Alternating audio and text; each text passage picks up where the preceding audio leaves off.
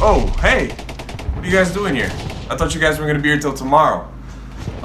We actually have a little bit of a situation. We had a little bit of an infection in town.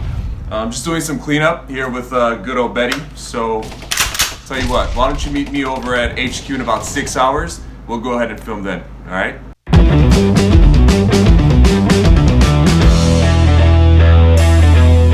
Hey guys, welcome back. Welcome to 13th Planet. Come on. You have nothing to fear. Your leader's here. I'm Jason X. Today I'm going to be reviewing Blood Quantum. This is a 2019 horror zombie movie. As always, I will be giving a recap with spoilers, and I'm going to jump right into the review. So our journey starts off today at the Red Crow Indian Reservation in 1981. We have a fisherman gutting his fish when they suddenly come back to life. Then boom, title card. We have a police officer, or the chief of police, Trailer, played by Michael Greyeyes, and his wife, or ex-wife, Joss, played by elle-maija Tailfeathers, who are talking about their son Joseph, who's been arrested along with his brother Alan, aka Lysol. Trailer visits his dad, who is the fisherman we saw in the beginning. I'll be referring to him as Grandpa. His dad, or Grandpa, shows off his dead alive fish collection. We then meet Joseph, played by Forrest Goodluck, and Alan, played by Kiowa Gordon, in their cell, complete with a blood-vomiting jailmate. We then find out that Joseph was arrested for climbing on a bridge and shitting on a car that drove by. And by the looks of it, he must have had an upset stomach. When Taylor goes to retrieve his son, the vomiting jailmate attacks everyone, biting one of the guards, Shamu, and Joseph. They beat the fuck out of him in the cell. They beat the fuck out of the cellmate, but it doesn't do much good other than slowing him down for a few seconds.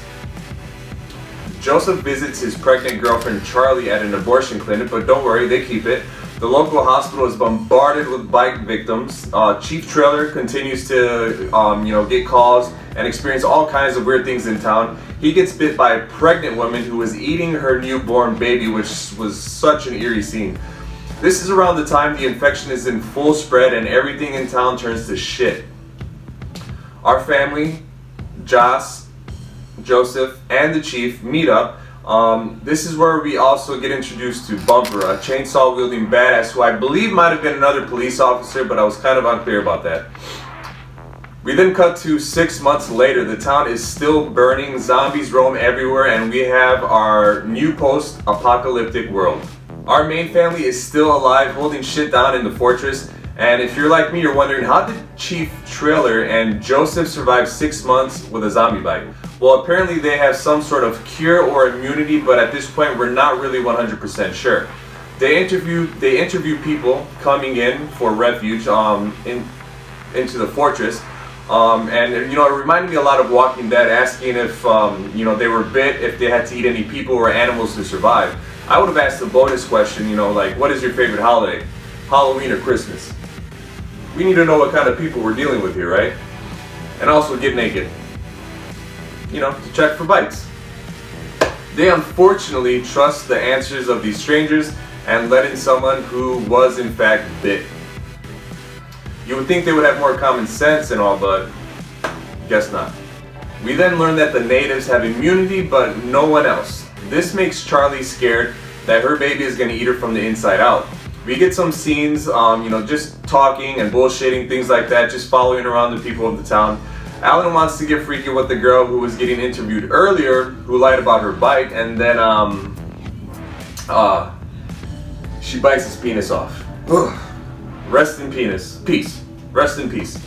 Alan then loses his mind, which I'm sure all the alcohol, weed, and snorting painkillers played a huge role. Oh, and losing his penis. He stabs his brother Joseph and lets loose a zombie on the camp. The Chief Trailer, Grandpa, Bumper, and another townie teammate have to come save the day. Chief Trailer meets his end by a swarm of zombies, all because of his dumbass, dickless son. Charlie, Joss, and Bumper, and Grandpa make it out. Dickless Alan continues to rampage and kill Bumper. His next target is Charlie, as he lets out a zombie, and the zombie does bite her. Josh shoots Alan, Joseph kills the zombie, and then kills his brother Alan. The reservation is being overrun by zombies. Everyone leaves but Grandpa.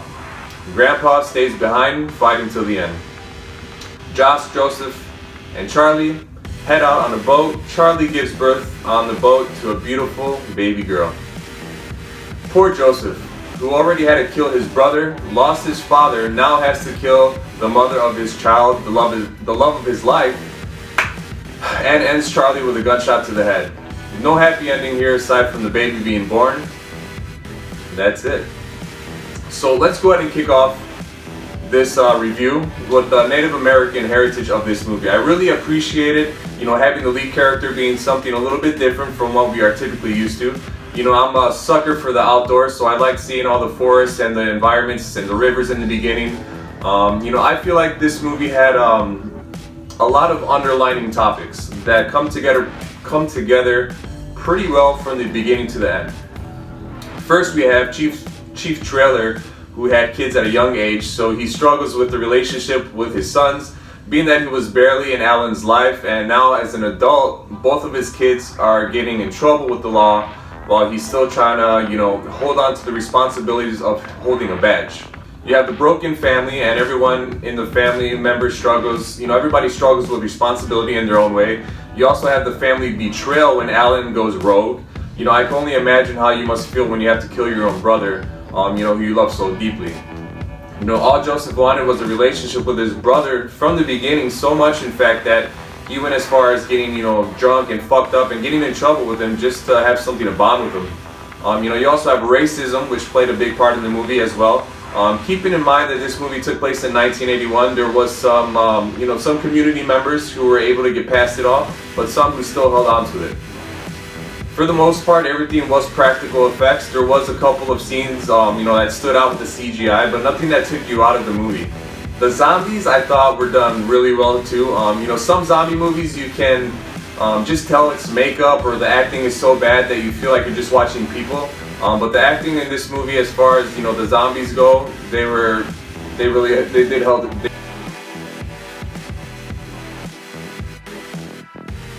did hold it together.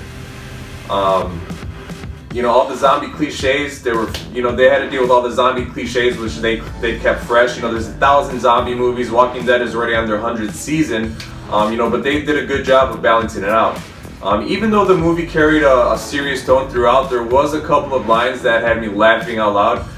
None of the jokes or comedy, felt out of place or forced, which is, something I always appreciate. The only thing that kind of bothered me was the animated scenes. Now they have these beautifully animated scenes that look kind of like anime style. You almost want more of it, or you just want them to cut it out because altogether their scenes are so short. It kind of had me wondering if it was only put there because of budget reasons, but I wasn't really entirely sure. So overall, I'm gonna go ahead and rate this movie a 7.9 out of 10. I would recommend this movie to any of my friends or family. This is exactly what I look for when I'm watching a zombie movie. I wouldn't mind watching a sequel, finding out what happened to the little baby girl, turning out and, being born in a zombie apocalypse, and, seeing what else this director can do with a bigger budget. So as always, guys, thank you so much for joining me today. I will have another review for you coming soon. If you guys have any movie requests or you just want to reach out, you can find me at Jason13Planet. Please like and share this video, and if you did enjoy it, please subscribe. Join me next week on 13 Planet, where we are in fact infection free.